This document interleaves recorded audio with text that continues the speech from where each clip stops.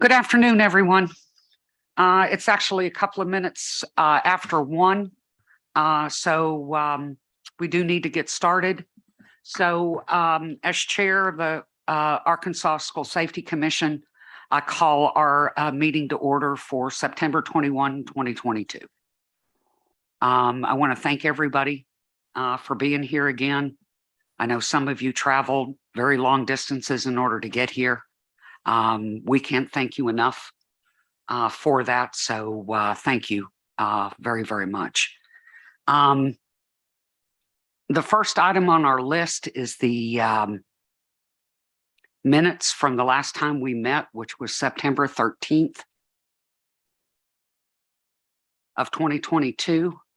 And before we actually get into approving or not approving the minutes, there's actually one little thing on page 3 that I want to bring everybody's attention to make sure that we can sort this out. While Sheriff Helder was Helder, whatever your name is, what's your name again? Okay, Chief Helder, Sheriff Helder. Okay, now I'm perfect, so he'll be okay. In his justification for recommendation 5 on page 3, he refers, and correctly so, back to the 2018 commission. And in that commission talked about using auxiliary officers. Well, since the commission, the 2022 commission, we've had a legal definition of what an SRO is. And that legal definition is a sworn law enforcement officer, non-supervisory, that is on at school during the instructional day. So back then in 2018, we didn't have that definition. So auxiliary officers would seem like a natural fit, but an auxiliary officer is a sworn law enforcement officer. And therefore, if they're on campus during the instructional day, they're technically a school resource officer and would have to go through all the SRO training and related requirements. So we're gonna, how would you like to adjust that, Sheriff? First of all, I'd like to make a motion to approve the minutes with this correction.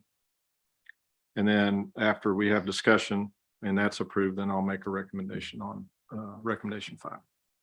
Okay. So I move for approval of the minutes with that amendment. Second. Secretary Gary. No, who's on first? What's on second? Here we go.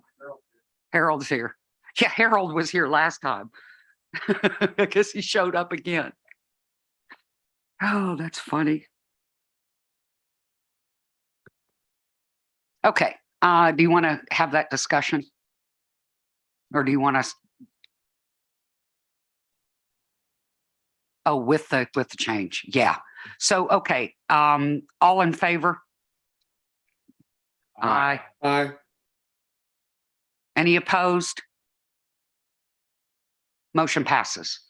Madam Chair, with your approval, I'd like to amend justification 5 to remove the wording on page 3 in the justification.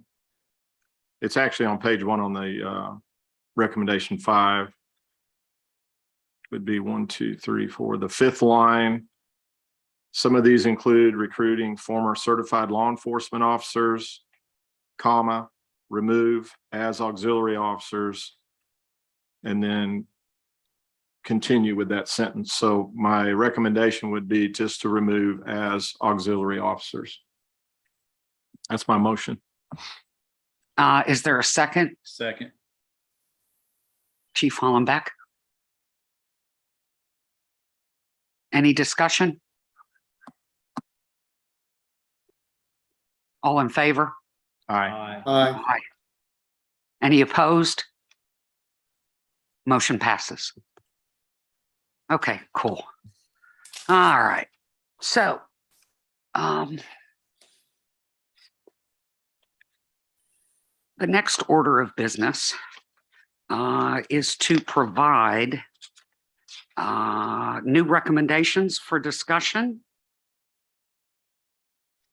And I'm missing a page on one of mine that I'm desperately trying to find because I'm going to help Chief Chapman with it, but he may end up having to read the justification, the recommendation for me because I can't seem to find it.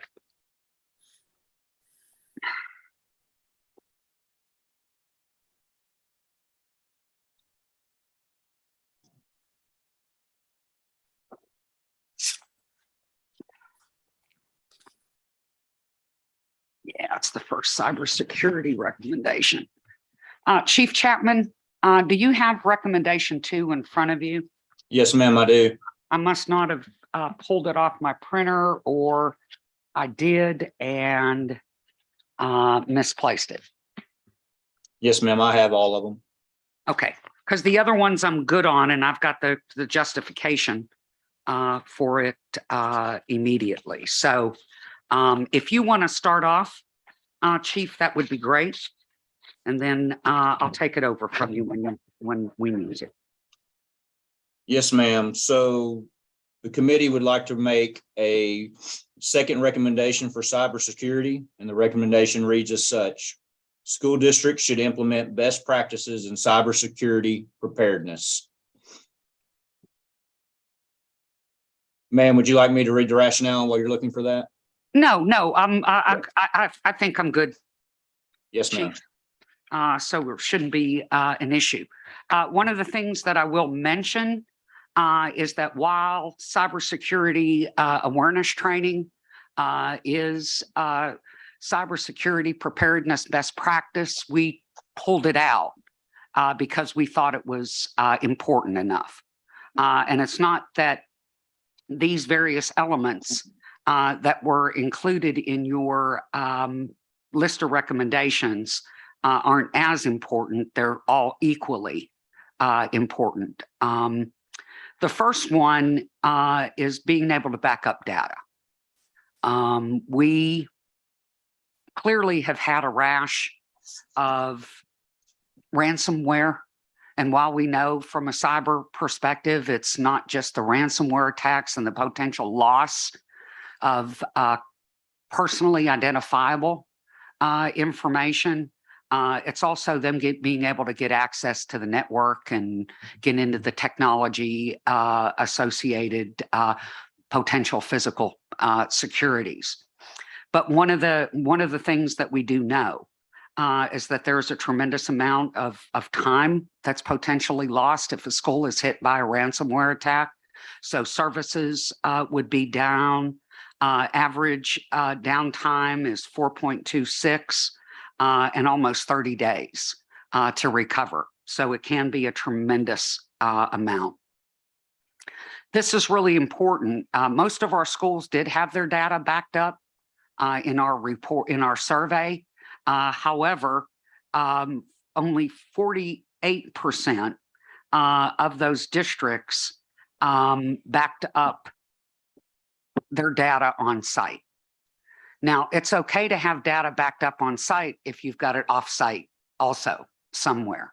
So the best practice is to actually back up data off site, whether it be through a cloud service or the more expensive option or short-term option would be to buy another server and have that server off-site somewhere. It's also very important that not only are the data backed up, but they need to be tested for accuracy. Because if you have data that's out there and there was a mistake in copying those data, then that could be a tremendous issue for you. Some folks recommend doing it quarterly, others biannually, but at least it needs to be done annually. The other best practice that's included in this recommendation is software patches and updates. We get them all the time. And the reason why we get them all the time is because somebody's identified a vulnerability. And so particularly for software patches, it's really important that those patches get updated immediately. And they should be done by IT personnel. Now, I'm one of these folks that do believe in leadership, being able to double check to make sure these things are done. So we recommend that a log be used when those software patches and updates are performed, so that leadership can make sure that these are being done in a timely fashion. Passwords, and in particular, using very strong passwords. I mean, two of the most common passwords used by folks are password and 1, 2, 3, 4, 5, 6. Not very strong passwords. These are very, very weak passwords. The other thing that's critically important for folks to understand is that you might have a wide variety of different accounts. And it's really important on those accounts to have different passwords that aren't alike the ones you have for other accounts. So you don't want to use the same password for each and every account.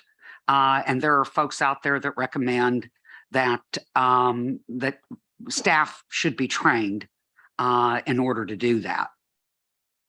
And anytime there's any kind of persistent cyber threat, it's critically important that all passwords get changed immediately, because that's one of the ways they're going to get through the system. Except for the backup and having the cloud service or a server, there is going to be some expense associated with it. Obviously, software patches and updates, there's no expense associated with it. Passwords, there's no expense associated with it either. MFA, which is multi-factor authentication, it's a way of having multiple methods to identify who the individual is, so that the person who's authorized, it's a lot easier to be able to authenticate the authorized individual. And there's a lot of programs that do have MFA written into it. Microsoft 365 and Google, they're on the software already. It just has to be implemented. But where there's some pushback is it can be cumbersome. You know, you're out and about and you want to get your email and boom, the time hits and now you got to say, send a text. But this is one of the best ways to secure information. So this is highly recommended. Encryption can be a little difficult, and I'll be the first one to tell you this, but it is considered to be a best practice. We're in the process of encrypting all of our stuff, and it gets complicated because it's data in motion and data at rest, and we ended up having to buy 31 new computers just so that we can encrypt. So this one could be a very expensive one depending upon how it's done. Limited account access. This should be based on job function. You know, you don't want everybody having administrator access so that they can download things like executable programs. That's where there ends up getting a lot of issues, and that these can most definitely be exploited by cyber criminals. Limiting individual permissions limits the potential for damages when an account is compromised. That should not require any expense at all. And then a secure email gateway. A secure email gateway software solution, since email is the primary target used by hackers to obtain access to an organization's private data. An SCG acts as a filter between users, their email, and the internet. And it'll filter and scan emails for any kind of malicious or attacked software or potential attack software. So those are some of the things that are considered cybersecurity preparedness best practices. I'd like to, Chief, since I don't have that recommendation in front of me, can you make that motion? Yes, ma'am. We'd like to make the motion for cybersecurity recommendation number 2 be adopted. School districts should implement best practices in cybersecurity preparedness. Is there a second? Second. Sheriff Helder. Angela, would you take the roll call, please? Dr. May, do we have any time for questions? Oh, geez, I guess we skipped right over that, didn't we? Yes, sir, we most certainly can. Yeah, so I was just curious, in the subcommittee, was there discussion about, because a lot of these relate to districts, and so I know there was a requirement under continuity of operations to have your backup data at an offsite location. And so I was wondering if that got taken away, and then what conversation was had with DIS and Department of Information Systems in trying to map what is best practices versus what's actually done right now. Was it, just curious? Yeah, no, we didn't ask where we got our information from. Dr. Hernandez was the survey that they submitted, and 48% of those who responded, and it was most of the districts, said they back up their data on site, that they don't have offsite backup. So how they choose to go about doing that, obviously DIS is one of those options, and there are other cloud services. Are they required to use DIS for backup? You know, all of the student information and financial data is run through DIS. So there's that part, but I know continuity of operations, that language was modified at some point. So I was curious if that got stricken by accident, the data backup offsite, because Dr. Hopkins, I know you're on here, it seems like, I know we had to have an agreement with that, having to agree with other places to back up, to send a data backup in the past. And auditors. Yeah, and I tell you, AJ may have some information for us on that too, because I was thinking it was through them that we had to do that continuity of operations possibly, but there was, we did have to have backups and things like that in place for that, and be able to go off site to continue operations in order to do like payroll and critical services like that. So there was a lot of stuff that was tied up in that at one time. And we used to be checked by audit, but we have not been checked by audit for the last couple of years on those items. Secretary Gary? Yeah, so it is still required that they have all state agencies have a continuity of operations plan. And in that is the offsite storage and so forth. Wow. There was a change in that DIS was kind of over the whole continuity of operations stuff. Now that's been moved over to Division of Emergency Management. But we do not house those continuity of operations plans. It's up to the individuals to store and have available their continuity of operations plans. Yeah, now you know as well as I do that there's a continuity of operation plan that's an IT. There's an IT piece of it, but most continuity of operation plans don't include a cybersecurity component in it. Does this one? Because there's another recommendation that Ray wanted put in here that we're going to talk about here in a minute. The ones I'm familiar with, the continuity of operations, that the IT part would be a part of it, but I can't answer. Yeah, because that's the 100% general. that's what they have now. I don't know. Yeah, that's the general landscape, is that they have the IT part, but it's not as cyber focused as it needs to be. Well, I mean, the whole purpose of the continuity of operations plan is if you lose that capability at that site, you can continue to work. That's correct. So, I've always included IT as part of that. Otherwise, you're not going to have the data and the equipment to continue to operate. Yeah, but there's a difference between being hacked and like what we all had to do with the pandemic. Mm-hmm. Now, with a tornado or another natural disaster, it might be a little bit different if their building and facilities are all destroyed. Right. But, you know, during the pandemic, it was a little bit different.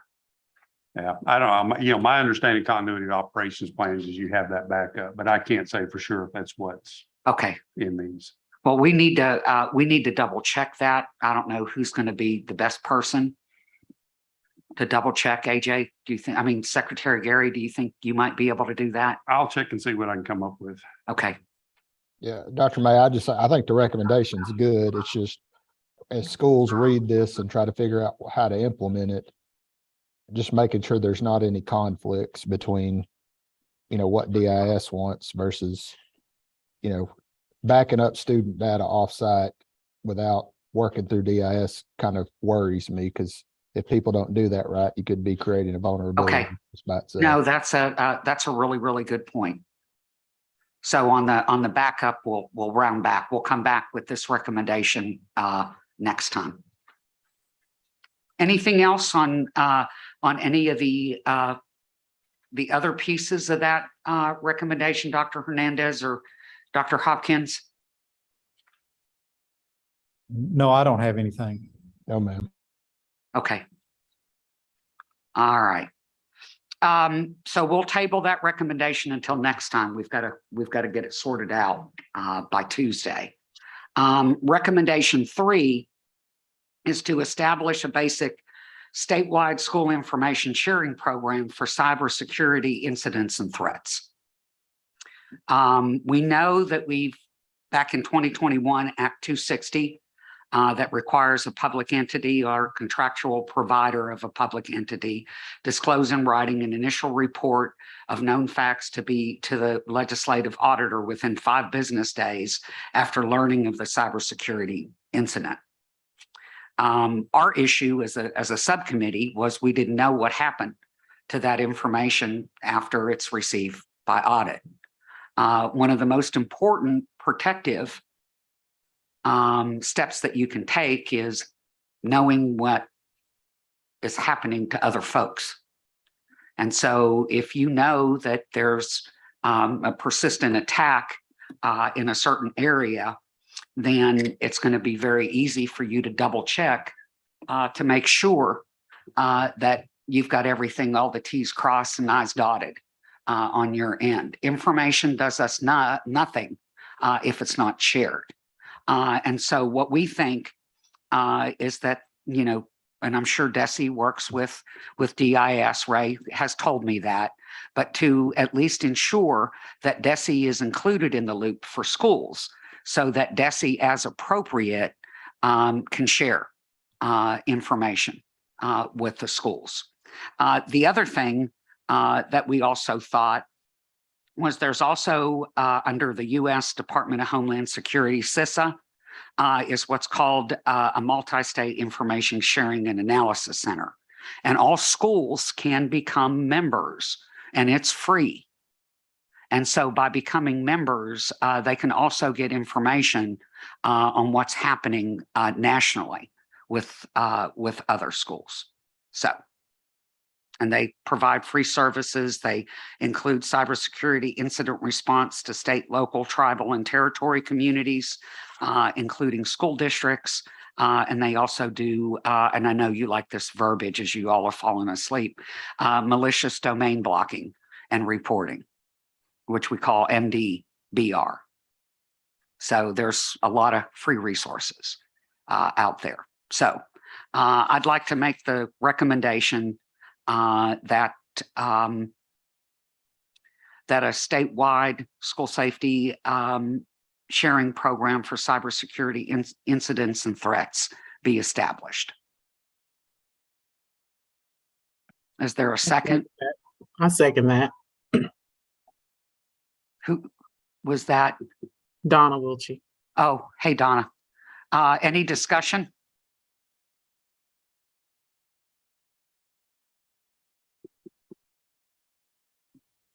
Yes, sir. So is this going to be separate from what the state will be doing through DIS as in the Fusion Center as far as getting that information out? Is this a separate? Yeah. Yeah, it's just the information comes to DESI. It can go other places as well. It's not going to stop it. The important thing is that that information, there's a receptacle for it, and that it get, as deemed appropriate, keeps school districts informed of what's going on. They're not now. You know, I mean, how many times have we seen, we know we've had ransomware attacks in the state. But do we know what those ransomware attacks were and what school districts they were? No, we don't. Hey, Dr. May, this may be too complicated to answer just briefly, but how would that information be communicated to the districts or to the tech departments so that they could be on the lookout? Yeah, that would come through the tech departments through Ray. Okay.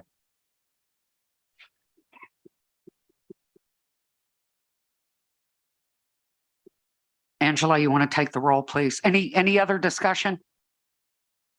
Don't want to cut anybody off because this is so exciting, I can tell. Please take the roll, Angela. Dr. May, Yes. Mr. Burton, Yes. Mr. Kane, Yes. Chief Chapman, Yes. Mr. DuBois, Yes. Miss Gann, Yes. Mr. Gary, Miss Graham, Yes. Miss Green Braswell, Yes. Sheriff Helder, Dr. Hernandez, Yes. Chief Hollenbeck, Dr. Hopkins, Yes. Miss Poston, Yes. Mr. Evans, Yes. Miss Salas Ford, Yes. Miss Stone, Yes. Mr. Temple, Yes. Mr. Wilchy, Miss Wilchy. Yes. Thank you. Motion passes. Super. Okay, recommendation 4, school districts should implement routine vulnerability scanning and testing. A critical element in defending against cybersecurity risks and incidents is the identification of weaknesses in the organization's network security, computer servers, and databases, or flaws in the software. To protect the organization from breaches and exposure to sensitive data, vulnerability scanning can detect and classify weaknesses and flaws, and once identified, these vulnerabilities can be managed or eliminated. Vulnerability scanning is automated and should be done on a regular basis, i.e. weekly. This will not cost school districts anything to implement. CISA offers free vulnerability scanning and testing, and there's about a 2-week turnaround.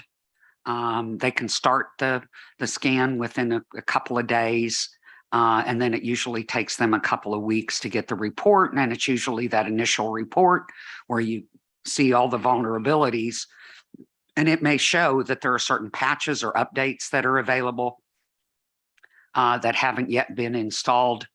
And doing this weekly is a very proactive way to ensure that these are being done. CISA also offers a web application scanning. This is scanning that they do on their websites, and probably the biggest piece of this is the penetration testing. To actually what makes the difference, vulnerability scanning is just that, it's scanning.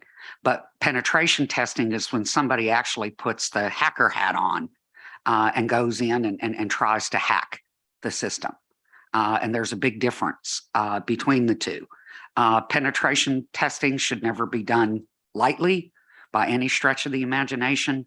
And it always should be done with somebody that's highly qualified and trained and trusted, because you're giving them access to your full system, and they're going to know where all of the weaknesses are.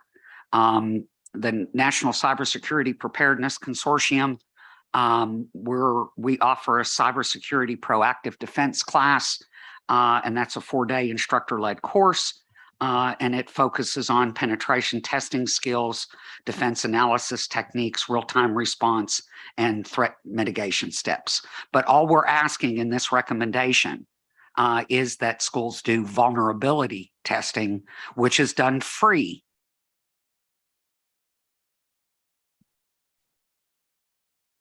So I would like to, I'd like to make the motion that school districts should implement routine vulnerability scanning and testing.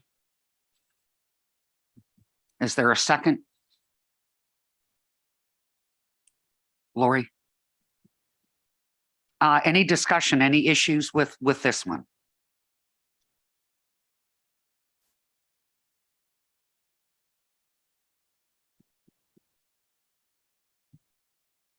Okay, seeing none, Angela, would you take the roll, please? Dr. May, Yes. Mr. Burton, Yes. Mr. Kane, Yes. Chief Chapman, Yes. Mr. DuBois, Yes. Ms. Gann, Yes. Mr. Gary, Yes. Ms. Graham, Ms. Green Braswell, Sheriff Helder, Yes. Dr. Hernandez, Yes. Chief Hollenbeck, Yes. Dr. Hopkins, Yes. Ms. Poston, Yes. Mr. Evans, Yes. Ms. Salas Ford, Ms. Stone, Yes. Mr. Temple, Yes. Ms. Wiltie. Yes. Motion passes. Super. Thank you. One more. This is the last one for today. I promise. School districts should develop a cybersecurity component within their continuity of operation plans. So I'm going to read exactly what Ray wrote this part. So I'm going to read it, and AJ, if there's any issues, obviously, please let us know. Continuity of operation plans are essential to ensure district can continue to provide services due to natural or man-made disasters. A cyber attack on the district can cause significant disruption for all of the following, but not limited to classroom instructions, phone, video cameras, automated door locks, HVAC systems, and bus location services. The ability to respond quickly to a cyber breach reduces the negative impact related to spreading of viruses, data loss, public image, instructional time, and potential physical security threats. A continuously updated and rehearsed incident response protocol helps school districts to respond quickly to cyber breaches, thereby ensuring continuity of operation, security, and instruction. To this end, schools and districts should conduct annual tabletop drills that include leadership, IT personnel, and key stakeholders to evaluate and be ready to implement their existing incident response protocol. Examples of tabletop drills: incident response protocol, incident reports, and incident logs are available through DESE for districts to customize and reproduce as needed for getting started. District and school leadership, Department of Information Services, K through 12 field techs, members of ADE cyber threat response team, law enforcement, forensic investigators need the ability to intervene quickly when a district is under attack and or the technology director is inaccessible. In order to assist these agents in a case of a breach, school districts should maintain an updated site notebook as part of their incident response protocol. A site notebook should include information that is critical to maintaining the district's technology environment and include proper data mapping. Site notebooks should be stored in a secure location as part of the district's continuity of operations and should be accessible by the superintendent or their designee. District incident response protocol should also include a communication plan to all school stakeholders, including parents, students, school personnel, legal, law enforcement in case of a cyber breach.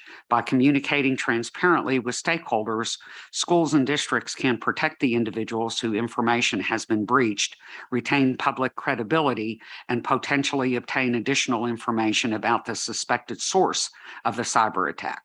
As part of this communication plan, districts should also provide direction and guidance for stakeholders on reporting potential cyber threats and breaches to the district.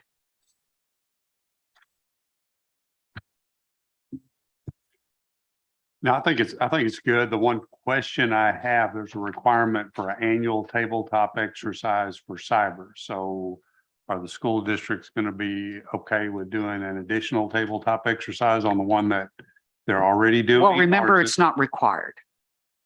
It's just the recommendation is that they have a cybersecurity component of their continuity of operation plans, but Right. as a best practice, they should do drills. That's the way I interpret it. Right. So it's fine if they incorporate that within the existing recommendation for lockdown or Yep. for tabletop. Tabletop.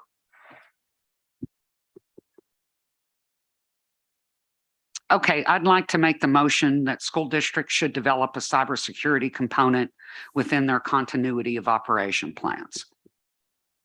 Do we have a second? Okay, any discussion?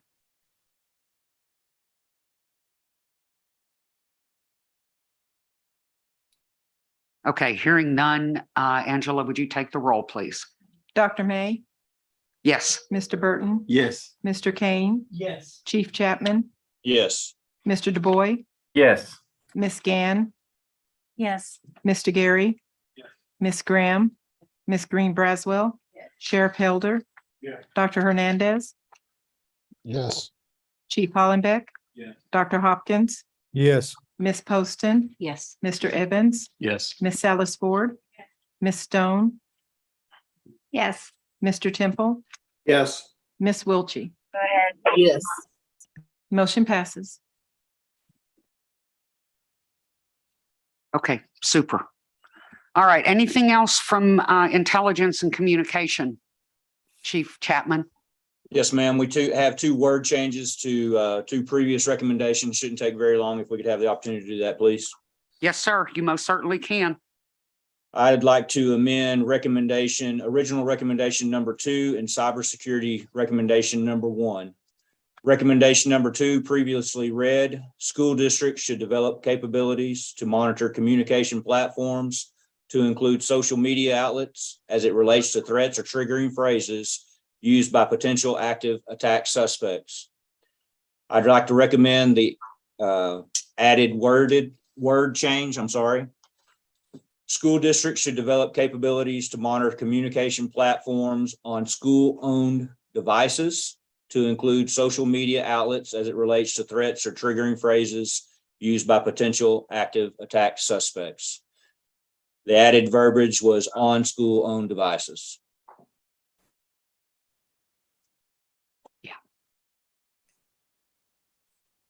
Is there a second? Second. We have two bills that seconded, so take your pick, Angela. Any discussion? Okay, please take roll, Angela. Dr. May, Yes. Mr. Burton, Yes. Mr. Kane, Yes. Chief Chapman, Yes. Mr. DuBois, Yes. Miss Gann, Yes. Mr. Gary, Yes. Miss Graham, Miss Green Braswell, Yes. Sheriff Helder, Yes. Dr. Hernandez, Yes. Chief Hollenbeck, Yes. Dr. Hopkins, Yes. Miss Poston, Yes. Miss Evans, Mr. Evans, Yes. Miss Salas Ford, Miss Stone, Yes. Mr. Temple, Yes. Miss Wilchy. Yes. Motion passes. Super. Thank you, Angela. Chief? Yes, ma'am. Cybersecurity recommendation 1 previously read. School districts should require all school personnel, students, and other key stakeholders, such as school board members, who use district digital devices such as desktops, laptops, Chromebooks, tablets, mobile phones, smartphones, to participate in annual cybersecurity awareness training annually and provide monthly ongoing cyber hygiene and potential threat training. The new recommendation would strike the last 3 words, potential threat training, and replace with threat awareness. The new recommendation would read, school districts should require all school personnel, students, and other key stakeholders, such as school board members who use district digital devices, such as desktops, laptops, Chromebooks, tablets, mobile phones, smartphones, to participate in annual cybersecurity awareness training annually and provide monthly ongoing cyber hygiene and threat awareness training.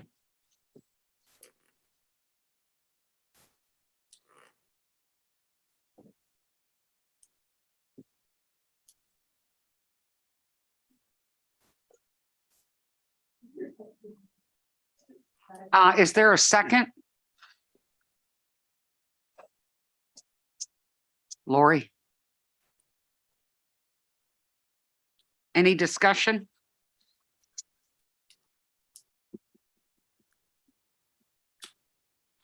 Angela, would you take the roll, please? Dr. May, Yes. Mr. Burton. Yes. Mr. Kane, Yes. Chief Chapman, Yes. Mr. DuBois, Yes. Ms. Gann, Yes. Mr. Gary. Yeah. Ms. Graham, Ms. Green Braswell, Sheriff Hilder, Dr. Hernandez.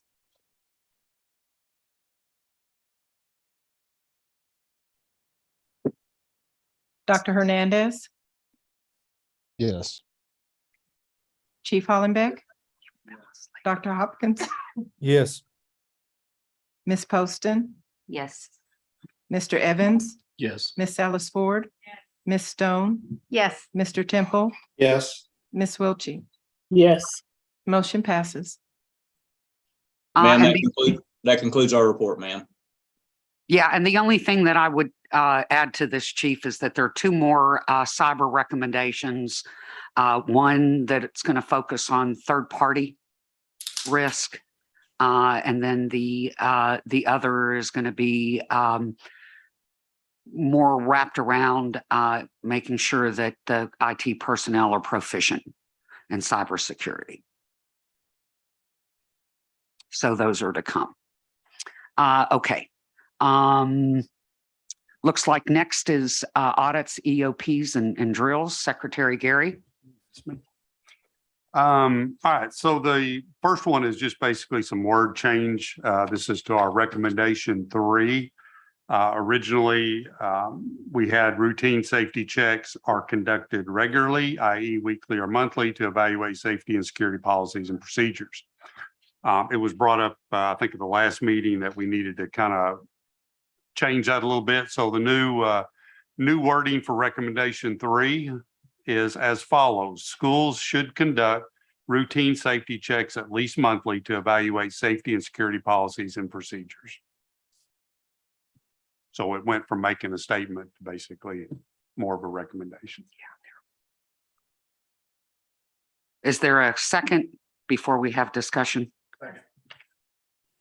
Okay, let me bring up one thing. When we actually had a little bit of a discussion in physical security subcommittee this morning.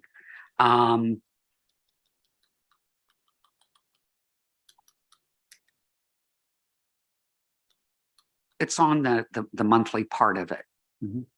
To be able to be that precise. I think there's a lot of us that feel that they should be done more routinely than monthly. And so one thing that was proposed as an alternative would be able to say that they're done randomly and frequently, instead of being prescriptive and saying at least monthly, that they be done randomly and frequently. Mr. Kane, do you want to add anything to that? Just briefly, and I served with AG on that subcommittee, and I actually was okay with this language, but after thinking about it, I really like the random approach, because when I was in the private sector of manufacturing, we get visited by OSHA randomly. You know, it was not on a set time, like, you know, Wednesday every 3 months we're going to show up. So had it been that way, we would have prepared. And so one concern that was raised this morning was if it says monthly or even weekly, for that matter, if there's a time of the day that they know it's coming, people would tend to make sure things look right during that time. And that was my experience in manufacturing with OSHA and EPA inspections. Because really, we want them looking at it continuously, don't we? That if they see that a teacher's door is not locked, that you don't want to walk past it and go, oh, that's okay, because we're trying to create that culture of compliance, right? Right. And that's where all this really stemmed from the conversation on creating that culture. And I like the one school district that we visited with, you know, they were hitting all of their schools at least once a month. Never knew when they were coming or anything. And then that kind of led to them, because remember, I asked them questions, Sure. do the schools start kind of looking at that themselves so that the inspector doesn't find it? Yeah. And that's what they felt like created that culture. I want to go back though to randomly, which means they could do it one year on January and the next year on May and the next year on November.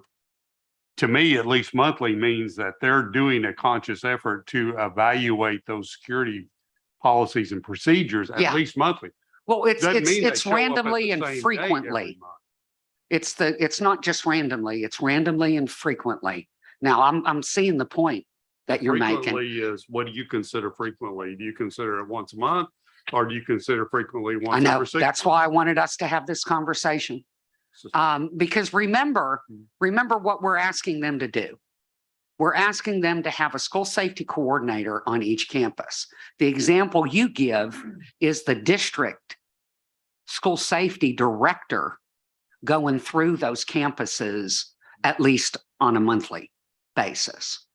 So if they've got school safety coordinators, wouldn't it make a lot more sense that they're going to have more opportunity to be able to do that?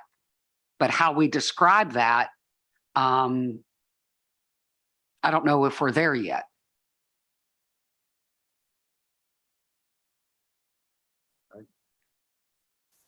Do any of our superintendents have any input? I mean, I get exactly where Director Gary's coming from with the language he's got there. And I understand what you're saying too, Dr. May. Is there a way you could just marry the two and put in there that it would be, spontaneous inspections done monthly or something of that nature? Yeah, see, I think that if we put monthly in there, they're going to only do it once a month. So if we take routine out and put randomly safety checks, that makes sense? No. At least monthly, random safety checks at least monthly.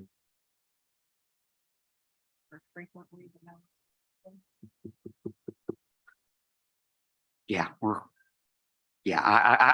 the part that I'm most concerned about is that we're giving them the impression, this is just me. Mhm. We're giving them the impression that they can do it once a month and everything's fine. So anything they see in the interim, what do you do? I don't know, because we're talking about, specific safety checks, not just randomly finding or going and walking by and checking the door. I don't consider that a official safety check where you have like 8 items and you're going through and making sure you're looking at those 8 or 9 items, like the exterior doors. I think we were talking about in justification, exterior doors, interior doors, locked. But do we say anything about these continuous checks anywhere? Maybe that's where some additional language within the justification might help clarify it some.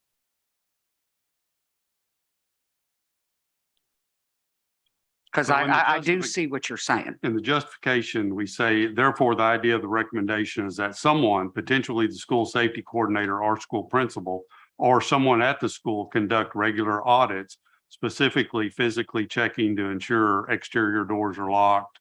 When they should be, the classroom doors are closed and locked, staff and visitors are wearing ID badges, and it goes on and on from there. That's under recommendation 3. Yes, checking to ensure cameras are appropriately working, immediately address issues, if any. The subcommittee believes that putting this recommendation in place will help to create a culture of compliance.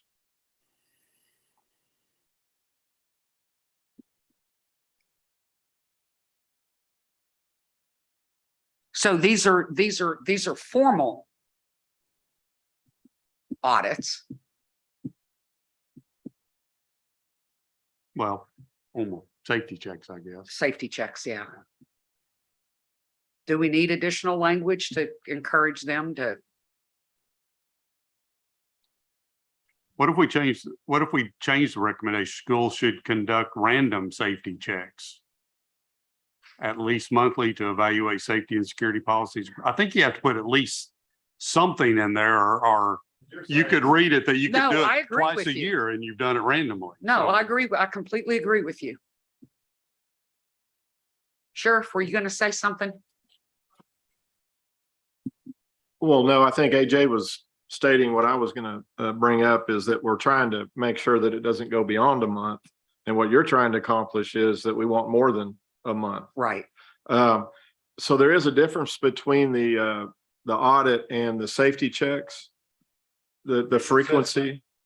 Yeah. So why couldn't we at least in parentheses just put something down? We would encourage multiple checks within that month.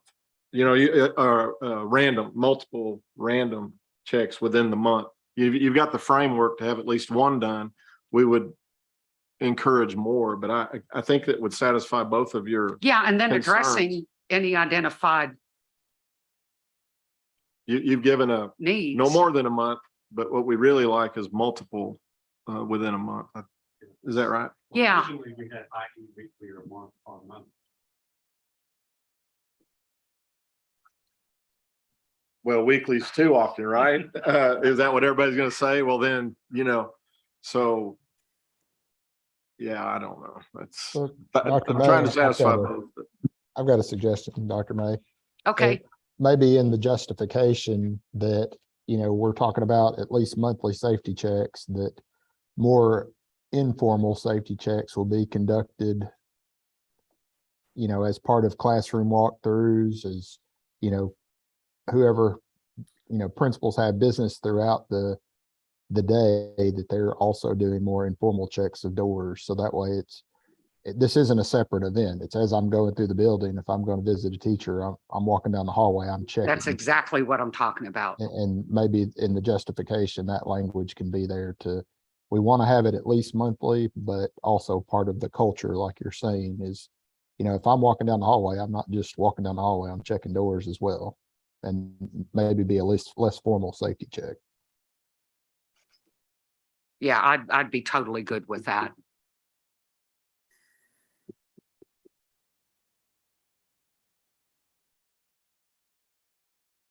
Recommendation or justification? The justification that, What's the recommendation? We want recommendation. I think we're going to all be okay with the recommendation as it is. And you want in the justification what? Dr. Hernandez, can you go over that again, please? I can try to wordsmith something to send to you, but essentially just, speaking to that as part of the normal operations of the principal or the school safety officer, that they're doing more frequent random and informal checks of doors as they're going about their daily business of work. Yeah. So Is more safety checks are encouraged. Yep, something to that effect. I think I'll- we need more than that. I think we need a little bit more descriptive. I don't mind working on something to send because if we're adopting a recommendation, we're not necessarily formally adopting the justification, are we? That's Can we send absolutely that? correct. Okay, So the recommendation can go forward. It's just the justification that needs to be worked on. So we're back to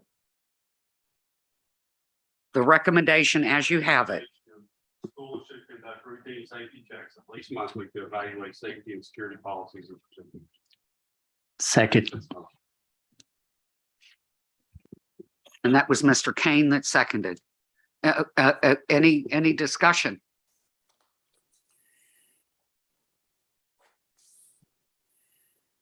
Would it help if it said unscheduled monthly checks, and that would satisfy everybody's concern about making sure things is locked up, because we know we're coming on the 3rd. 2 Mondays. Where are you? I like the idea. But Dr. Mayor, if I may, I yes, really, Mr. Burton. I really like the unscheduled piece because we are creatures of habit as was educators, and having frequent unscheduled checks would certainly ensure that the crust of this particular recommendation, that we're meeting the requirements for it. Because our ultimate goal is to ensure that we are in compliance with regards to making sure our doors are locked, making sure we're following all those safety procedures. And I think the frequent and the unscheduled, two major components of it.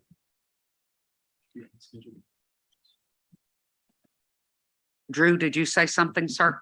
So that's Dr. Burton. Should it be unscheduled or unannounced? Does unannounced convey I think unannounced. more of the desire of the committee? Yeah, the intent.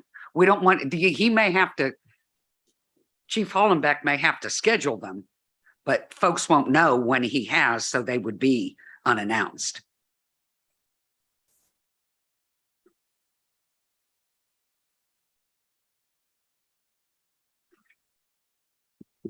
So what are we doing? They're routine and unannounced. So. Schools should conduct routine and unannounced safety checks at least monthly to evaluate safety and security policies. Second. Quick. Angela, would you take the roll, please? No, Crystal's trying to say something, but we're cutting her off. No, I was just saying my yes. Oh, okay. Let's move on. And don't forget about the piece in the justification. Okay, Dr. May, Yes, Mr. Burton, Yes. Mr. Kane, Yes. Chief Chapman, Yes. Mr. DuBois, Yes. Ms. Gann, Yes. Mr. Gary, Yeah. Ms. Graham, Ms. Green Braswell, Yes. Sheriff Helder, Yeah. Dr. Hernandez, Yes. Chief Hollenbeck, Yes. Dr. Hopkins, Yes. Ms. Poston, yes, Mr. Evans, Yes. Ms. Salas Ford, Ms. Stone, Mr. Temple, Yes. Ms. Wiltie. Yes. Motion passes. woo-hoo. Okay, Secretary Gary, you got another one, don't you? Yes, I do.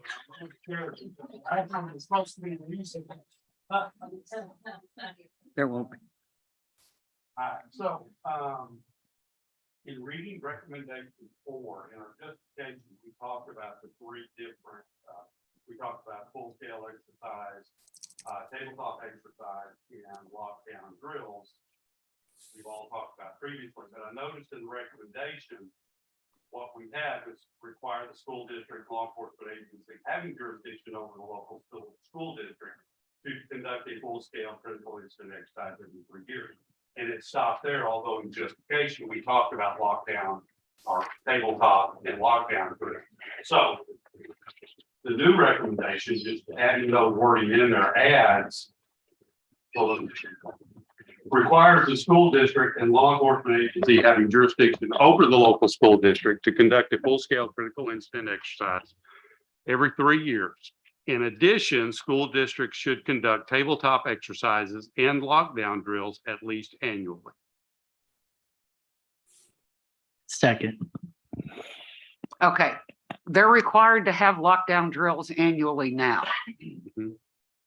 So, and I'm okay if we repeat it. I just want to, Well, I think because we have it in the justification, because remember, part of this recommendation was to clarify what drills, exercises, and everything were, because people were That's confused correct. on it. that's And correct. since we put in that justification, we talked about all three of them. I just thought it didn't really, to me, flow right if we only recommended one, but yet we talked about three different types of exercises. So I just figured putting that in the recommendation Okay. would work. Of course, I figured the last one would work too. Yeah. So, is there any additional discussion?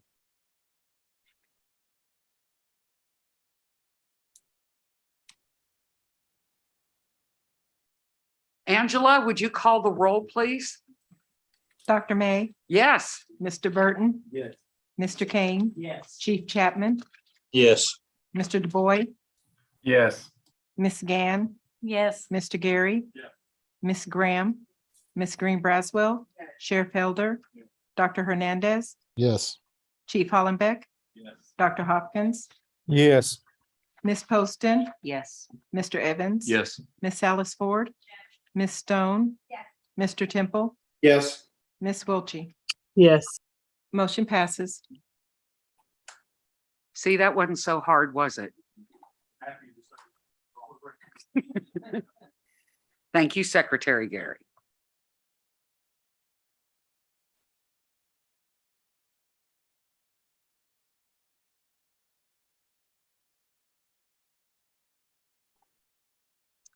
It looks like Sheriff Helder, Law Enforcement and Security. Thank you, Madam Chair. This will be our 6th recommendation. School districts should adopt the Advanced Law Enforcement Rapid Response Training, otherwise known as ALERT, training and protocols designed for community members that address what to do when confronted with an active attack situation.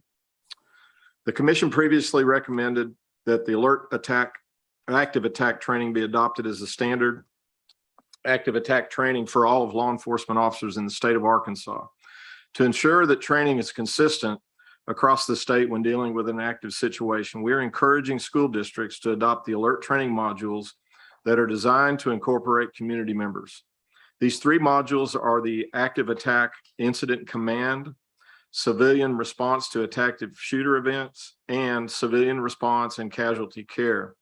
Additional training modules may be available in the future. The adoption of these training modules will ensure that the primary parties involved in an active attack event are trained to the same standards, processes, and are familiar with the same terminology. A standardized training program will allow for mutual understanding of concepts and tactics required to survive, operate, and provide casualty care in an active attack situation. The active shooter incident management. This course provides an overview of the incident command systems and the specific ways to use the processes to integrate various stakeholders in the first hour of response to an attack. Civilian Response to Active Shooter Events, or CRACE. This training platform just focuses on civilians and is frequently requested by schools, businesses, and hospitals. The Civilian Response to Active Shooter Events provides resources in how to act if they are confronted with an active shooter event. Civilian Response and Casualty Care. This course combines the civilian response to an active shooter with the Stop the Bleed campaign, which empowers civilians to provide life-saving medical aid before first responders ever arrive. The Criminal Justice Institute would be the coordinator and the custodian of all non-law enforcement training related to the school district's ALERT training. Madam Chair, our recommendation is number 6, school districts should adopt the Advanced Law Enforcement Rapid Response Training, ALERT, training and protocols designed for community members that address what to do when confronted with an active attack situation. That is my motion. Is there a second? Any discussion? I really like the other components, especially the mass casualty. When you're talking to teachers and staff, that's what they feel, what if somebody can't get to. Can you turn your microphone on, please, ma'am? I thought I always talk loud enough. I really like the mass casualty.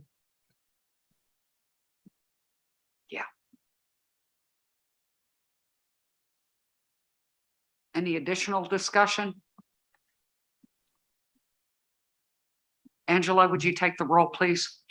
Dr. May, Yes. Mr. Burton, Yes. Mr. Kane, Yes. Chief Chapman, Yes. Mr. DuBois, Yes. Ms. Gann, Yes. Mr. Gary, Yeah. Ms. Graham, Yes. Ms. Green Braswell, Yes. Sheriff Helder, Yes. Dr. Hernandez, Yes. Chief Hollenbeck, Yes. Dr. Hopkins, Yes. Ms. Poston, Yes. Mr. Evans, Yes. Ms. Alice Ford, Yes. Ms. Stone, Yes. Mr. Temple, Yes. Ms. Wiltie. Yes. Motion passes. You nailed it, Chris. Thank you for your help. Yes, sir. Okay. Anything else from law enforcement and securities, Sheriff? Madam Chair, that'll conclude our recommendations for today. And unless something comes forward in the next 30 minutes, this will be our final recommendation. I'll begin work on compiling all 6 of our recommendations and their justifications to furnish to you. Okay, and you guys have gone over your results and everything's good there. Survey results we discussed last time, I think. With what we've discussed, but I still need to have further conversation with you Okay, to implement some hard numbers with our justifications. okay, yeah, Thank you. okay. Ms. Poston, Yes, ma'am. The Mental Health Prevention Subcommittee has one recommendation for consideration today. It reads as follows.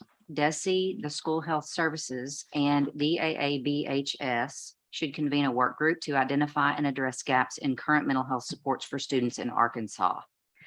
The preliminary data from our survey, I don't have the final numbers, but the preliminary numbers stated that about 11% of schools in Arkansas report that they do not have access to mental health treatment for their students. And while 11% doesn't sound like a lot, that's still children out there that are in schools that don't have access to needed care. Despite an increase in telehealth services for treatment over the last few years, many students who need mental health evaluation and treatment still face significant barriers to access. Some of those include workforce shortages in the mental health field, providers struggling to remain financially viable in rural areas, and varying payer-related regulations that create constraints on payment for services delivered in the school. Potential steps for this work group include assessing the current state of available student mental health resources in our state, identifying potential mental health related resources for schools who lack access to mental health services for students, and facilitating communication between schools and resources available in their area. Additionally, school work may be needed to find solutions to get to the gaps in treatment coverage to ensure that all students in need of mental health services and supports have access, and to explore quality of care issues that may impact schools. We have supporting information here that suggests potential members of this work group that would include DAABHS, which is the Division of Aging, Adult and Behavioral Health Services, a designee from DESE's School Health Services team, representatives from Mental Behavioral Health, Medicaid, Blue Cross Blue Shield, prevention agencies, and other partners as appropriate. And again, our proposed recommendation states DESE, School Health Services, and DAABHS should convene a work group to identify and address gaps in current mental health supports for students in Arkansas. And I make the motion that that recommendation be approved. A second. any discussion? And it's 10% now, so. Oh. Yeah, so it went down a smidge on the final, but it's interesting how consistent it was. Mhm. But it's still important that those 10% still be able to have access to mental health services. Dr. May, one of the things I've seen over the years is it's a shifting landscape constantly for us. And that we've had providers that have gone out of business and moved and different things like that that have really disrupted our services over the years. And we're kind of dealing with that right now. We still have the ability to provide some, but we don't have the resources that we had just this time last year. Yep. So is there something else you wanted to think we need to talk about? No, I just wanted to put that out there that I'm not the person to have that discussion with because I don't understand all the ins and outs. I just know that there's a desperate need for mental health that is available and affordable for our students. Thank you, Dr. Hopkins. Any additional discussion?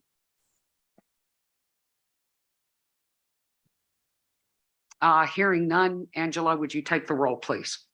Dr. May, Yes. Mr. Burton, Yes. Mr. Kane, Yes. Chief Chapman, Yes. Mr. DuBois, Yes. Ms. Gann, Yes. Mr. Gary, Ms. Graham, Ms. Green Braswell, Sheriff Hilder, Yes. Dr. Hernandez, Yes. Chief Hollenbeck, Yes. Dr. Hopkins, Yes. Ms. Poston, Yes. Mr. Evans, Yes. Ms. Salas Ford, Ms. Stone, Yeah. Mr. Temple, Yes. Ms. Wilchy, Yes. motion passes. Super. All right. We're getting down to the wire. Courtney, did Greg have to leave? He had to step out and take a call, but he'll be right back. Okay, because we've got, actually, it looks like 4 recommendations that cover everything that we're going to also take a little bit of time to discuss. The first one, and when Greg gets back here, I want this to be the first one, is wrapped around our discussion last time about recurring funding for school safety specific.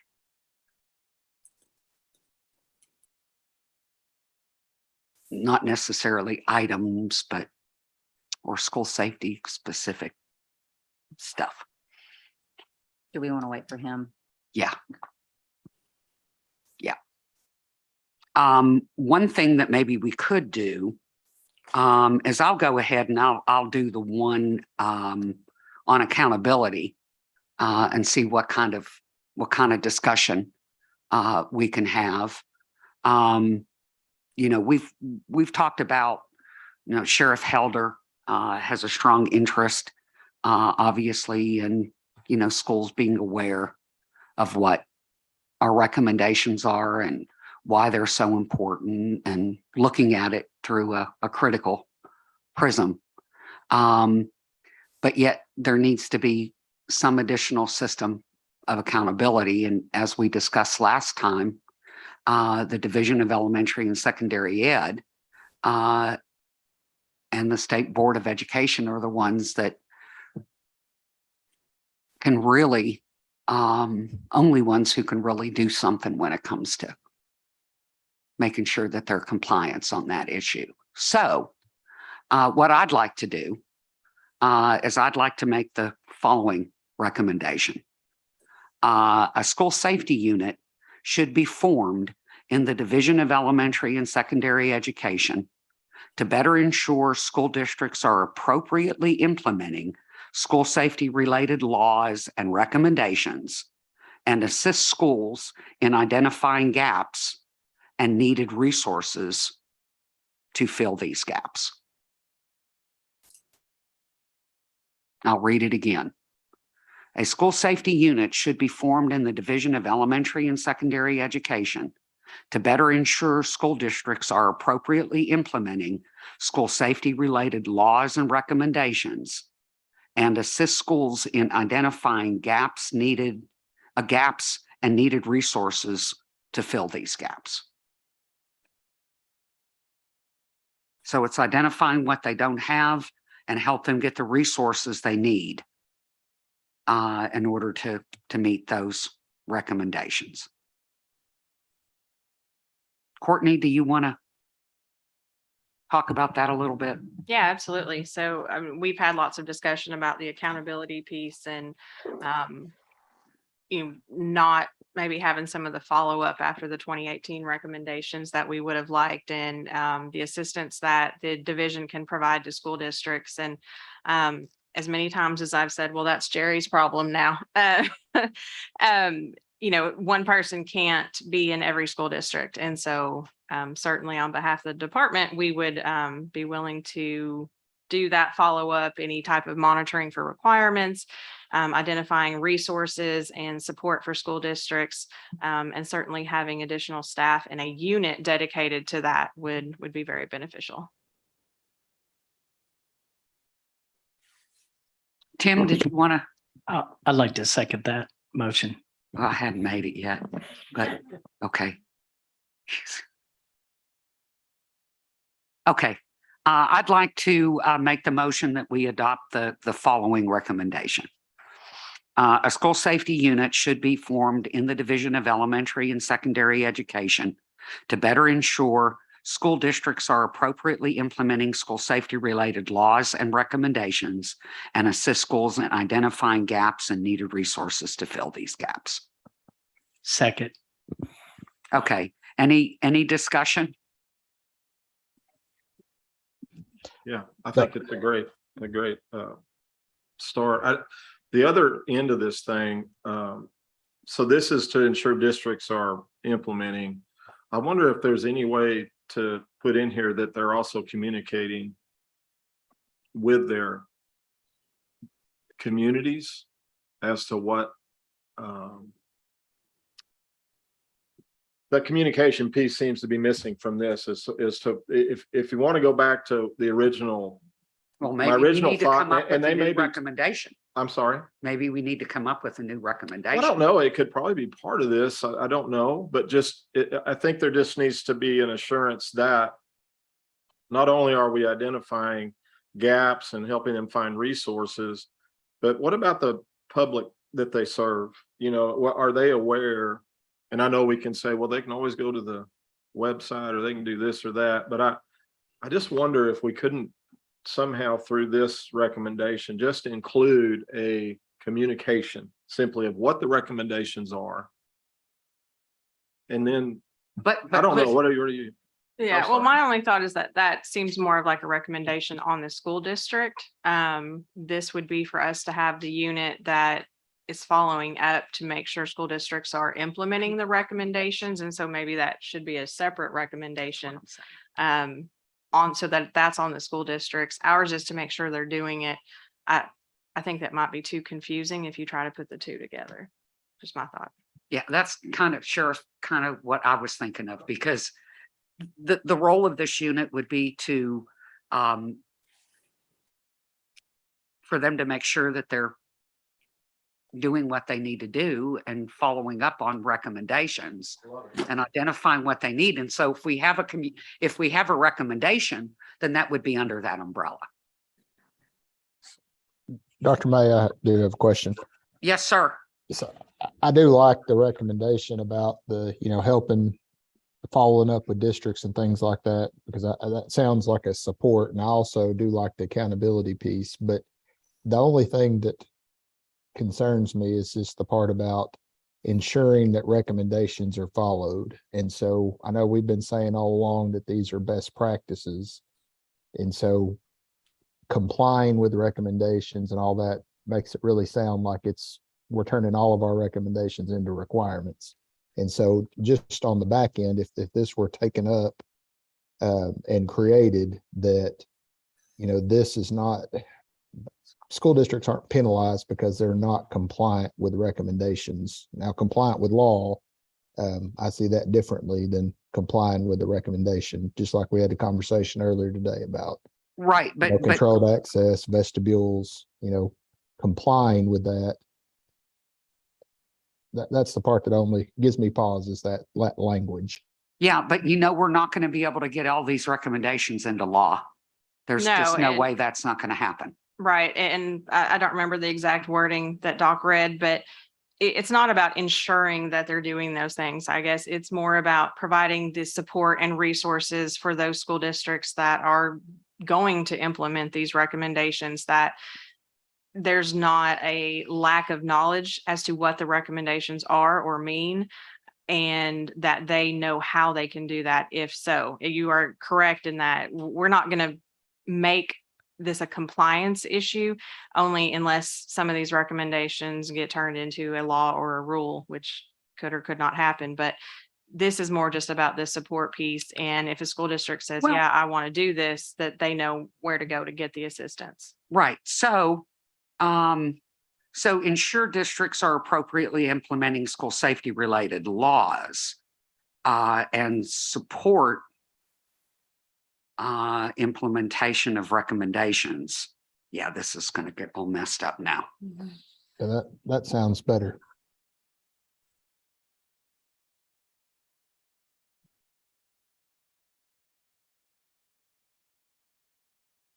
appropriately implementing school-related laws and support implementation. Providing support to school districts in implementation of recommendations. Yeah.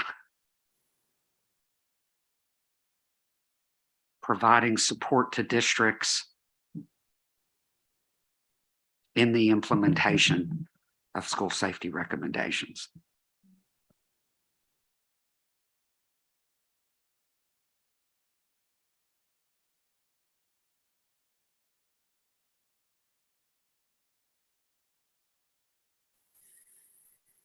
Okay, so a school safety unit should be formed in the Division of Elementary and Secondary Education to better ensure school districts are appropriately implementing school safety related laws and providing support to districts implementation. Providing support to districts in the implementation of school safety recommendations. Appropriately implementing school safety related laws and providing support to districts in the implementation of school safety recommendations.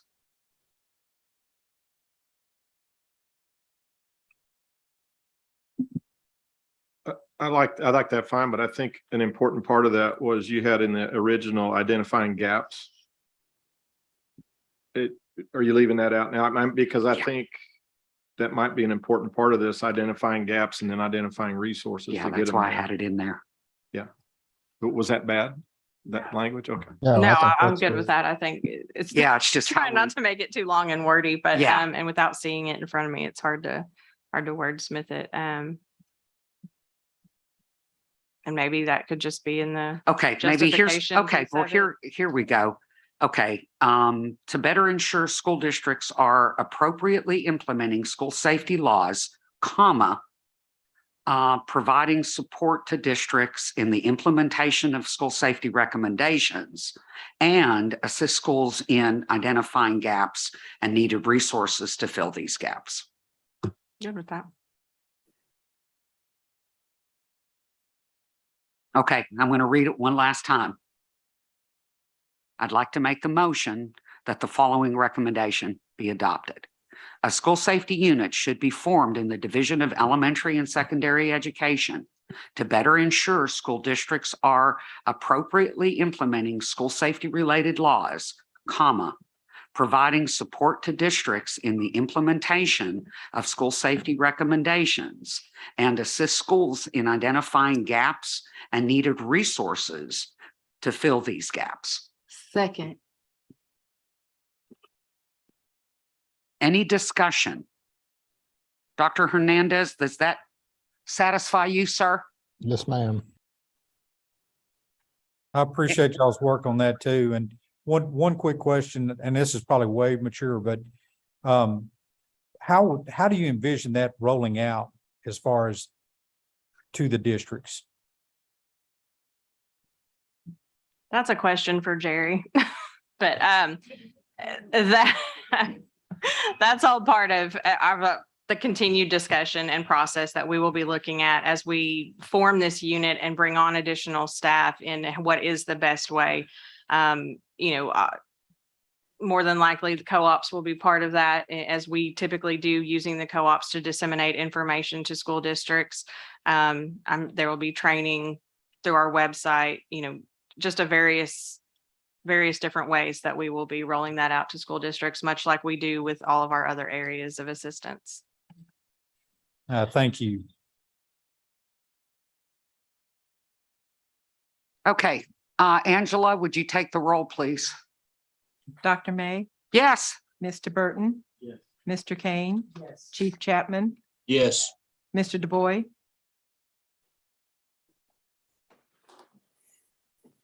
Mr. Du Bois, Ms. Gann, Yes. Mr. Gary, Yes. Ms. Graham, Ms. Green Braswell, Yes. Sheriff Helder, Yes. Dr. Hernandez, Yes. Chief Hollenbeck, Yes. Dr. Hopkins, Yes. Ms. Poston, Yes. Mr. Evans. Yes. Ms. Salas Ford. Yes. Ms. Stone. Yes. Mr. Temple, Yes. Ms. Wiltie. Yes. Motion passes. Great. Greg, do you want to come up?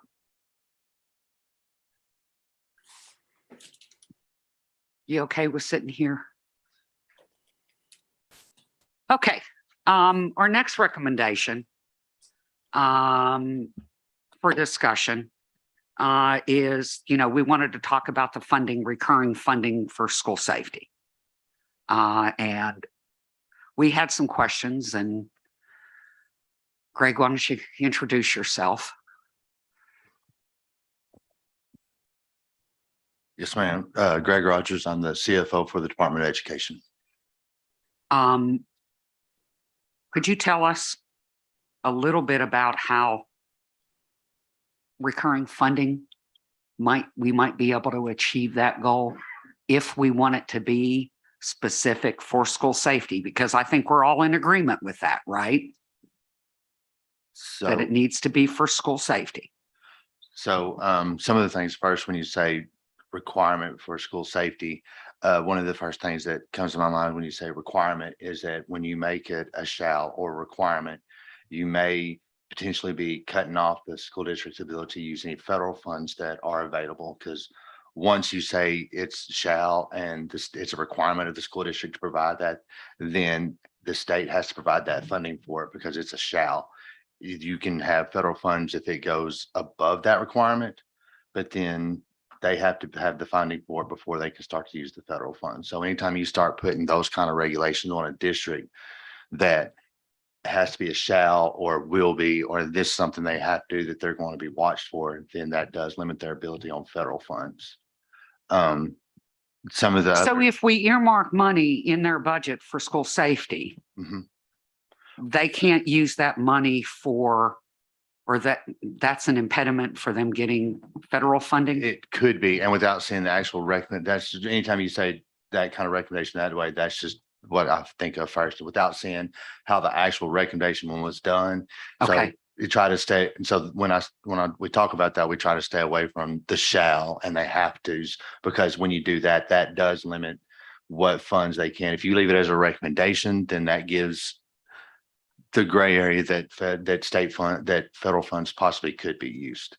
If you're wanting to restrict it more, because we have the foundation funding, which is matrix funding, but that is unrestricted revenues that districts can use how they need to. Your categoricals are more restricted, like your ESA funds. They're things that you can use your ESA funds for, but then you can use the federal funds once you've met that requirement, what the ESA funds are being used for. So ESA is probably the best example that I have of what I think of when you're saying to be used for school safety, because right now ESA funds, districts have to budget what they're using those funds for, and they can use it for equipment. They can use it for whatever they need to help the learning of the students. And some of those could be, I think some school districts do pay some of the cost of their SROs out of ESA funds right now. So that's a bucket of money that districts are utilizing right now. But as far as Title IV funds or in limited Title I funds, anytime you start saying that a district shall have an SRO, then they're going to have the funding for that at the state resources. Now, if they want to have two SROs, then they could possibly use federal funds for it. Yeah. But that would see what we're kind of thinking along here, and you all help me on this as we started crafting a little bit, is that Arkansas State Legislature should consider recurring funding for school districts to help meet the unmet needs of the Arkansas School Safety Commission recommendations, something along those lines. But I think our intent is that we don't want them to just be given money that's not tied to school safety. So, and that's where then you start getting into, it would have to be above any federal fund. They could, and then state funds would also have to be provided for it. And then the federal funds could be used and above that. And so the only thing I'm thinking about is the Title IV funds. And I know that we just got grant that we're still researching, looking how we can, our school district is going to be able to apply for the grants for Title IV. The feds just released Title IV funds. I think the Arkansas allocation is a little over $9 million, but we're still going through how districts want to apply for those grants. And so any of the recommendations that you put shall, I don't know enough right now about what that Title IV is going to be able to be used for to say if that would run afoul with it or not. But that's just anytime you put a recommendation on them, that's a possibility. So that just by virtue of the fact that we want the money to be used for school safety specific purposes causes us a problem. It could, it without seeing the actual way it's worded, it could. Well, in the absence of the word shall, though, if she's just saying it's our recommendation. I mean, yes, and that's what I'm saying, recommendations that districts have certain things or do certain things, but then earlier, as Dr. Hernandez was talking about, now you're not making it a compliance piece where districts are doing it. If you left it as a recommendation, then yes, but if it goes into a law that says a district shall do something, then that's where you do have some trouble trying to. So if the legislature does something and they say that it's restricted to school safety items, then that causes a problem. Yeah, it potentially could. Yes, I would say yes without seeing how it was worded right now. I would say yes. Dr. May, can I ask a question? Oh. Go. Dr. May. So, and this is probably for Mr. Rogers, but couldn't there be a scenario where we have all the list of items that are recommended by this commission and maybe a categorical fund set up for school safety and says that districts can use this money only, or can use this money to implement some of these recommendations? Does that kind of relieve us from running afoul of any federal type stuff? Because it's not really, you're required to do the recommendations. There just is a funding source that is earmarked for these types of recommendations. Kind of like we do categorical ESA funds now. You know, there was a lot of things that could be spent on, but didn't specifically say you had to spend it on this particular thing. Yeah, but are we going to feel comfortable any other way? Don't I get to bring the good news? Yeah, you are the good news man today. So, okay. So, I mean, if you put it in, obviously, and then it's because I don't figure this is going to be pretty, but if you put it in the matrix, like there's different line items in the matrix. So you could do like a 1 FTE for school level support. That would provide 1 FTE per every 500 students of funding for a school level support person, a school, whatever you want to call that. Now, districts could call it whatever they wanted to call it. There's nothing that makes them have to spend all that because it's the foundation funding, it's the matrix funding, it's whatever the district determines is necessary and needed to provide that adequate education for the student. If you put it in the matrix, so you can provide funding for them, but holding them down and making them do it is a different thing than the matrix. Yeah, no, all we're basically saying is that if we have this funding and legislators obviously agree that there's additional money made available, that we want to make sure that it's being used for school safety and nothing else. So, right. And right now, this in the adequacy study, that's kind of how they do. So we look at and the adequacy study, that's where they determine how much per foundation funding, how much per student they're going to get. And during their adequacy study, which is done every 2 years, and we're going through one right now, legislators have the opportunity to look at expenses, look how the districts are spending those funds, look at what it's going to be spent for. And that adequacy study is kind of where you have that accountable time where if they're not spending it on what the matrix provide, then they have to answer questions for it and how it has to go and what are you actually doing instead of doing that there. It's still unrestricted. We call unrestricted funding, but there is that time period where the expenditures are reviewed by the General Assembly to see if an increase is needed for adequacy in that line item or not.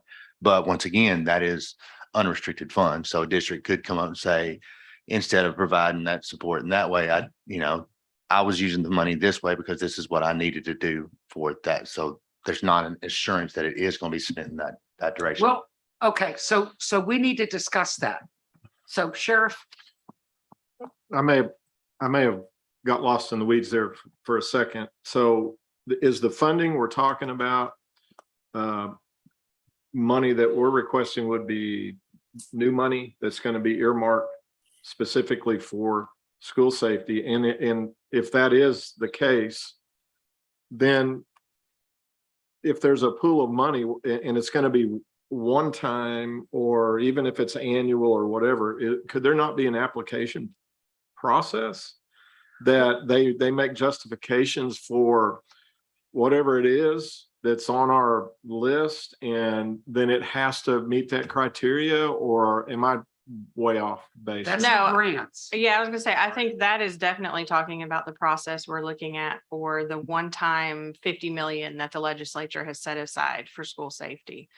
It's the recurring funding. If we're looking at something, asking the legislature to put money in every year, it's kind of choosing between either putting it in the matrix and it's unrestricted, they can use it on whatever they want. Or if you restrict it, like through a categorical, that's fine, but then it could impact federal funding. Right. And that's where, because like ESA right now, we have buckets that you can use ESA funds for. There's a lot of different things that you can use ESA fund, as long as you aren't specific on what you can and set a shall or will be done or has to be that, then you can use state funds and federal funds together for that. It's where if you come up and say that district has to, and I mean, I'm going to oversimplify it, but if you say a district has to fund a CFE as a SRO at every campus, then that's a shall, and the state would have to provide the reoccurring funds for that, and they wouldn't be able to use their Title IV funds for it. Now, they could use their ESA funds as long as they had enough ESA funds to do what they were currently doing right now to educate the student, plus hire all those SROs on a campus. And I'm not saying I'm just using that as an example. I'm not even trying to say that we should do that, but well, then you're gonna give me arguing against it if you keep going. But that's an example there where once you set that shall on them and that requirement on them, you would make it harder for them to use any federal funds that they may have for that particular purpose. To tag along, I think where you were going on the grant, you can have a continuous grant. Very similar to our what we use. We have a mitigation grant. So it's money there that's every year, and then schools apply for that grant. And say if it's a $10 million a year, whatever we were thinking about putting in the matrix, you put it in a grant format, and then every year that money is available for schools to apply for. It could even be a match, if we wanted to do a state or grant funding plus some local match. And if we did it that way, at least in some of our federal programs, you could use the state grant in combination with some of the federal grants. Some of them you can't duplicate efforts, but you can use that as possible match for a federal grant. If we went by the grant. Right. And then that's why I'm saying it would depend on the wording of the grant, as long as you said it could be used for this laundry list of things that they could receive this money for. And so if you did set up a reoccurring grant, which that would make it easier well, I'll say easier, except that's Jerry's problem. Can I get said to have to get those grants every year and go through those and send that money out. So yes, you're correct. That is part of it. The administration part of it would be. Yes, ma'am.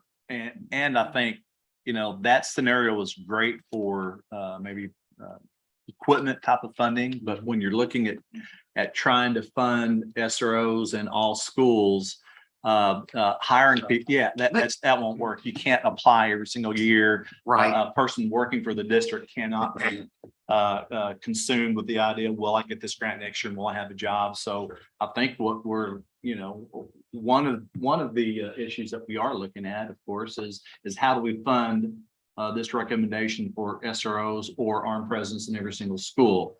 And I'm definitely hearing what you're saying, how it could be challenging, but with you being the CFO, can you give us a recommendation how we go about doing that statewide?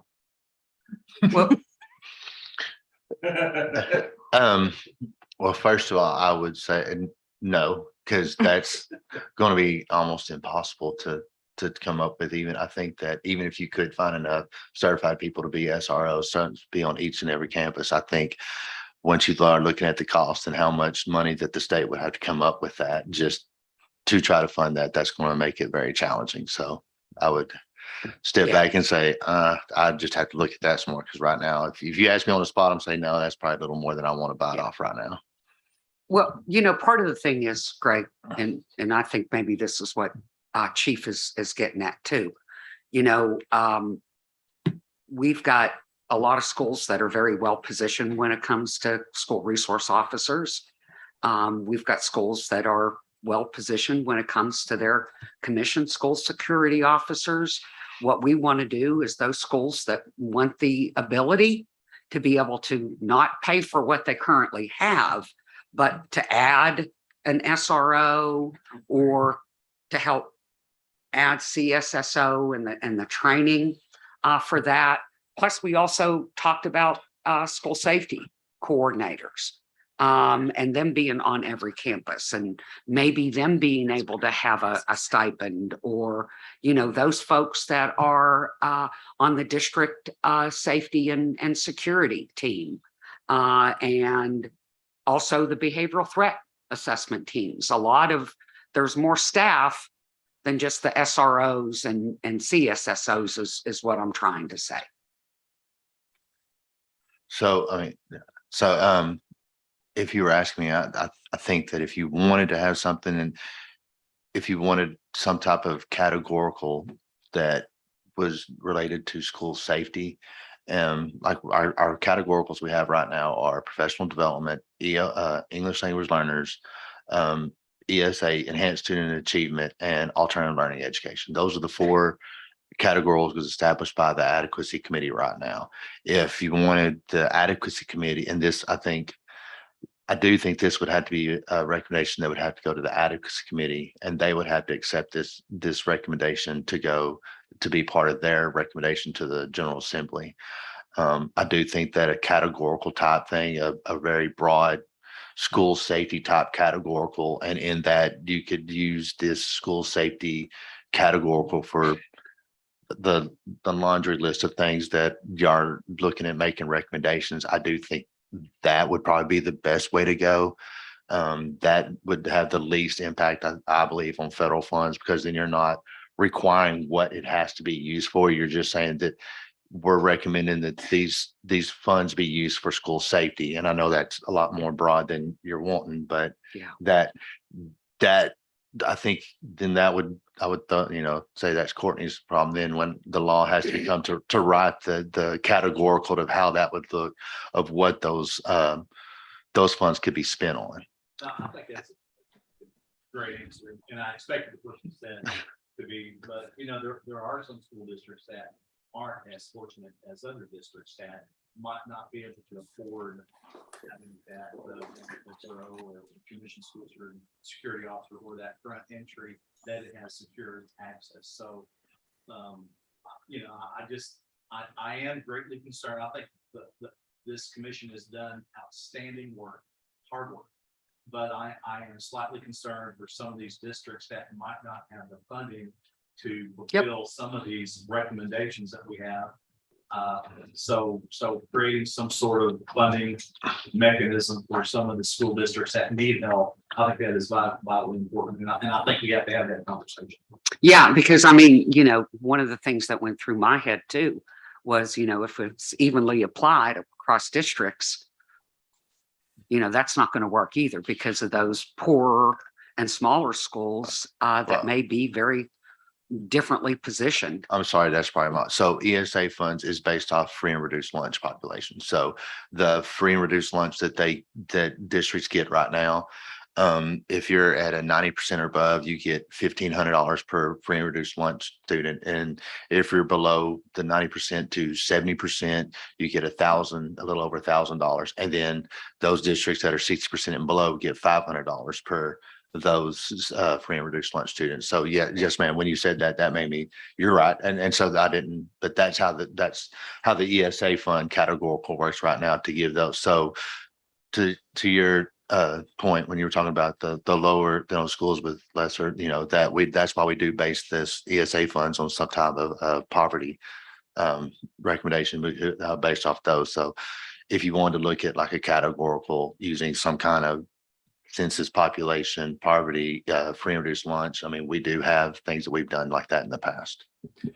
Dr. May, I'm concerned we're kind of getting a little in the weeds here and kind of stepping into legislative territory, maybe even outside the scope of the commission. Could we not just make a broad general recommendation from the commission, something to the effect that we recommend the legislature review our recommendations to consider ways to provide additional funding to schools to implement these recommendations? I mean, I think it's the legislature's priority to be able to determine what they determine, how the funding works and what recommendations that they want to prioritize. I'm not sure that if we start getting into the weeds on this and making very specific recommendations, I'm afraid we're going to hamstring our legislators.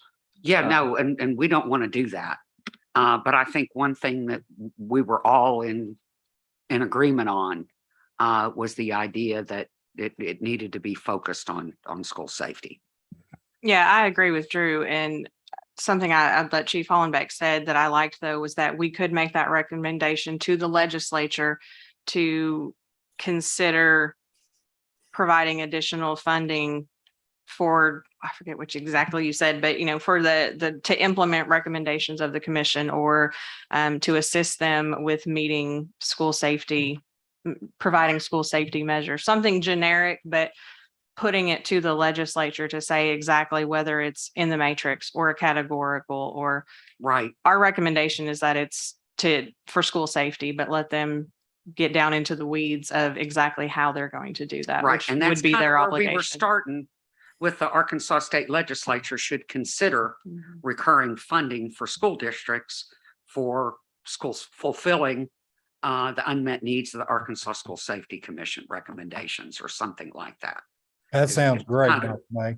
And that's kind of where we were, because yeah, Drew's absolutely correct. We're not the ones that are going to craft it, but we have to understand a little bit more about how that process works to make sure that we're not going overboard on our recommendation. So- And are we clear which ones, like of all the recommendations we made, which ones that are that currently has some funding attached to it, wherever it sits, or ones that we absolutely know have no current funding attached to it? So if it is legislated that it's going to be an unfunded mandate unless funding is found, so it's very clear on there, so they're not guessing about which ones currently have some funding attached to them, which ones have some opportunities for federal grants, which ones have nothing.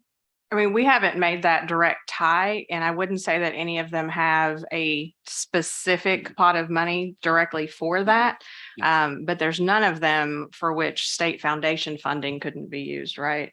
So all school districts have funds that could be used, but of course, those are funds they're already using for many, many things. But I don't believe there's any of them currently that have specific funding solely for that purpose.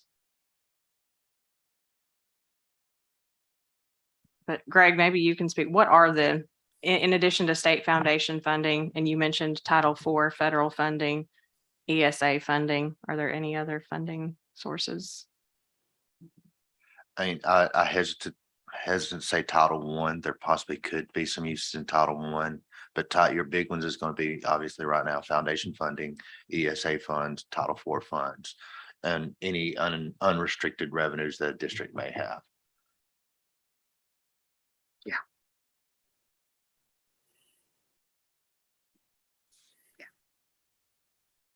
So, I mean, we've got to make a general recommendation. Because this is just me personally, but I don't think we can walk away from this table without trying to get our schools some additional financial help, because we're asking them to do a lot. And they need some help. Some of them need more help than than others, but, let me read this again to you. Arkansas State, the Arkansas State Legislature should consider recurring funding for school districts to help meet the unmet needs of the Arkansas School Safety Commission recommendations.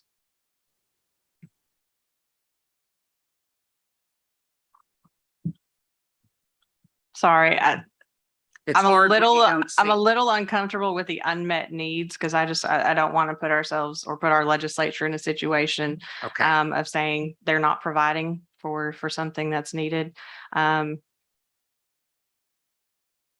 Unimplemented. And Greg was saying maybe that we specifically reference the adequacy process. So what you said about them considering funding as part of the adequacy process, just for school safety, or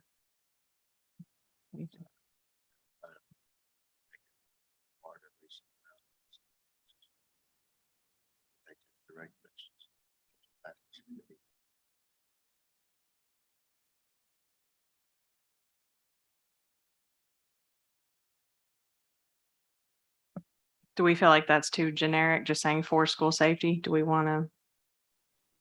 Instead of saying specifically the commission recommendations? No, we can say that, taking out the unmet need part. Okay, so the Arkansas State Legislature should consider recurring funding for school districts to implement the recommendations of the Arkansas School Safety Commission.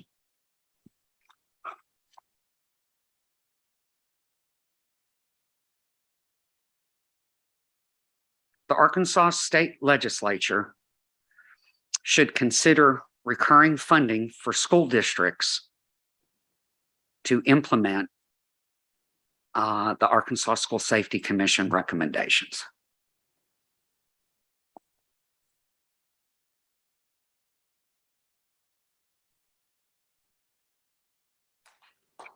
Are we okay?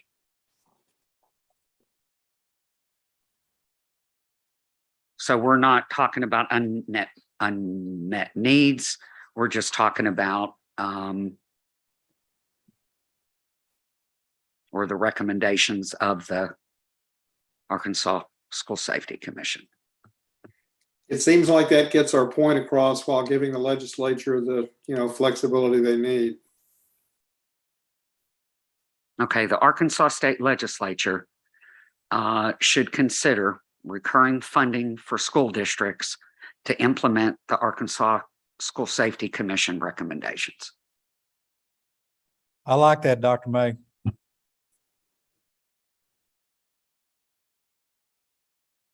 Are we okay with that? Okay, so let me make a motion. If you think we're there, Courtney? I believe so.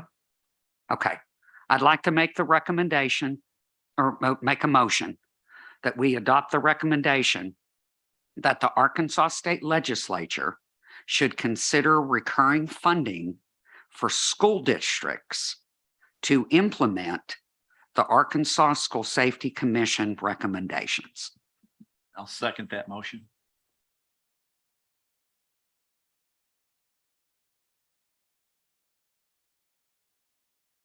Any discussion? Anybody not happy with that?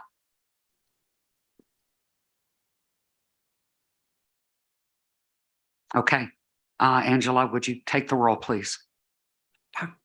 Dr. May, Yes. Mr. Burton, Yes. Mr. Kane, Yes. Chief Chapman, Yes. Mr. Du Bois, Miss Gann, Mr. Gary, Miss Graham, Miss Green Braswell, Sheriff Helder, Yes. Dr. Hernandez, Yes. Chief Hollenbeck, Yes. Dr. Hopkins, Yes. Miss Poston, Yes. Mr. Evans, Yes. Miss Salas Ford, Miss Stone, Mr. Temple, Yes, Miss Wiltshire. Miss Wiltshire,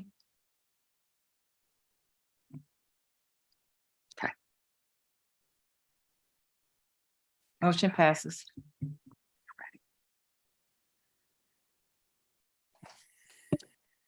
I have an additional. Oh, yes, ma'am. Is that everybody, Angela?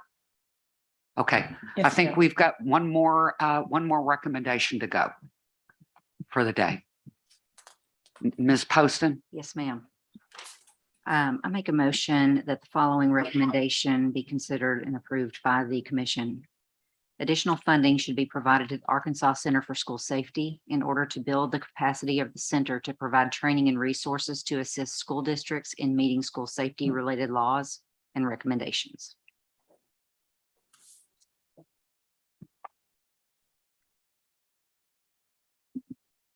I'll second.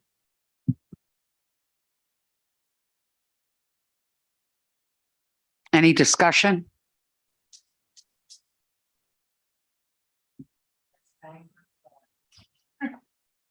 Don't be talking bangs when we're talking school safety. I'm just saying. But It's a very effective use of funding to Thank you, support our Lori. schools. thank you, Lord. Yeah. But it truly is. I mean, a lot of people in our district look forward to the monthly things of what all the new classes and things that are coming up. So, and it's all free.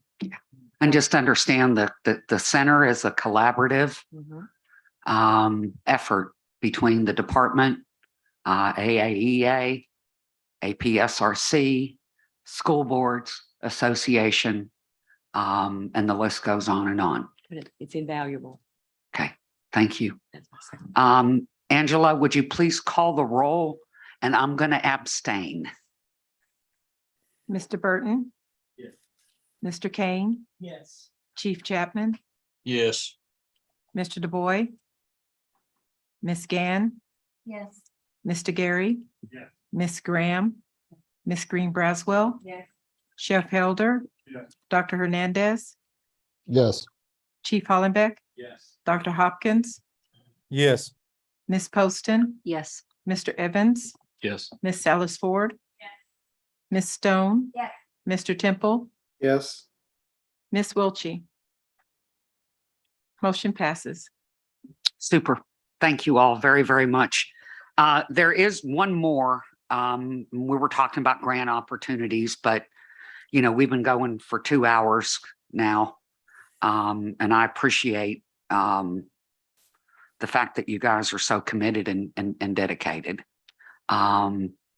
We've got a couple of things next week. I think we may have we've got a couple of cyber recommendations. We may have a physical security recommendation. Do any of the other subcommittees think that there might be other recommendations? It's not necessarily from my subcommittee, but I do want to circle the wagons and come back To the communication. point. Yes, sir. So I will work on that and Okay. try and articulate something next meeting. Okay. And I really need to start getting some materials from the chairs so I can start putting this final report together.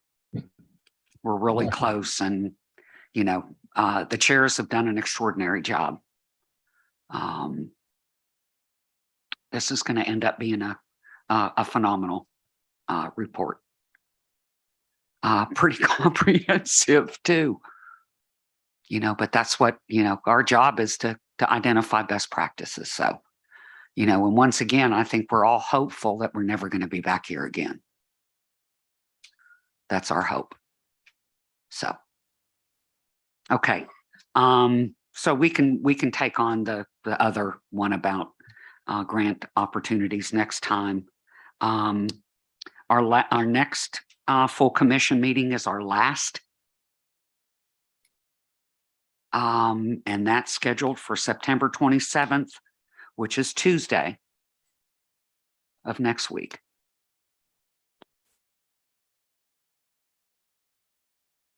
And if there's no other business, we are adjourned. Thank you all very much.